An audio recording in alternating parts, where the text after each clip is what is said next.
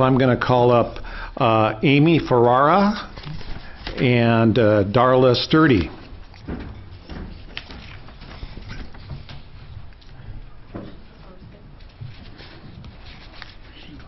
Oh, thank you. Thank you. Good morning. Please introduce yourself, whoever wants to go first. Good morning. My name's Amy Farrara. Okay. Oh, go ahead.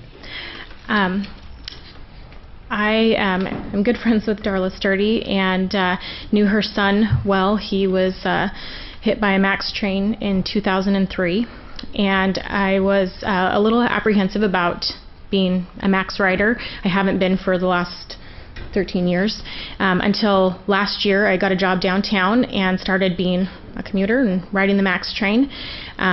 So a little over a year I've been riding the train, and I was on the train in the car 3 weeks ago.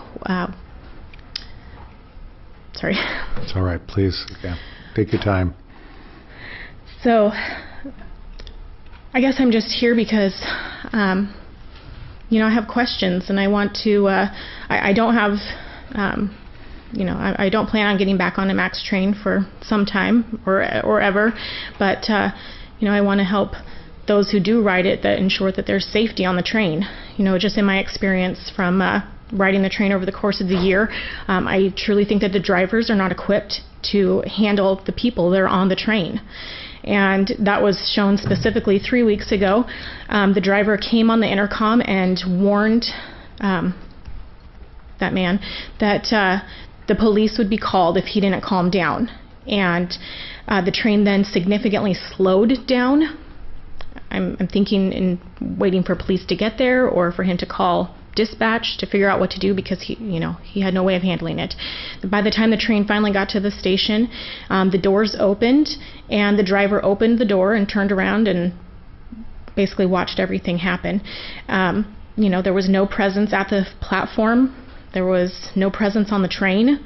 And, you know, I keep using like the metaphor, like you would fly on an airplane with, you know, hundreds of people. You have flight attendants, you have air marshals. There's no reason why these trains that take people all over the city multiple times a day, that there wouldn't be someone on the train to defuse it. There were more than three men that stepped in that day to help defuse a situation. And, you know, unfortunately for their lives and their families, you know, there should have been someone else there to defuse that situation.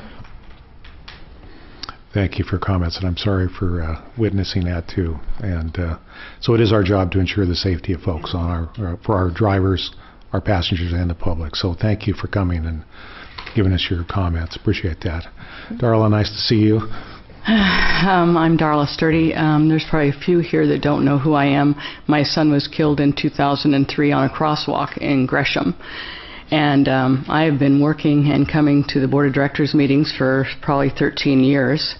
And one of the things that I had tried to accomplish in 2007 when I passed a law with Trimet, they had to go back and change 80 crosswalks and 45 stations because of the law that I passed, was to call 911. Here we are. There was no police at the station. And you know, Trimet calls dispatch. They call in. And what they say is that at that time, they reach the police just as fast or faster. Well, I think if you try it out and you call and find out when they called the police and when they got there, for my son, he suffocated under the train. Now we're talking 14 years ago. If you go back and you look at your accidences and your incidences about calling and you look, Trimet is there first. The police aren't there.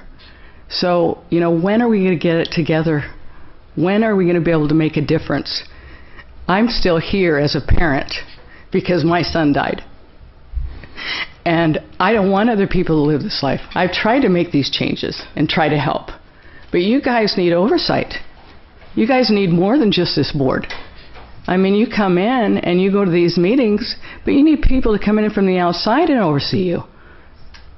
Then that way maybe we will get 911 first and not just going in to dispatch first.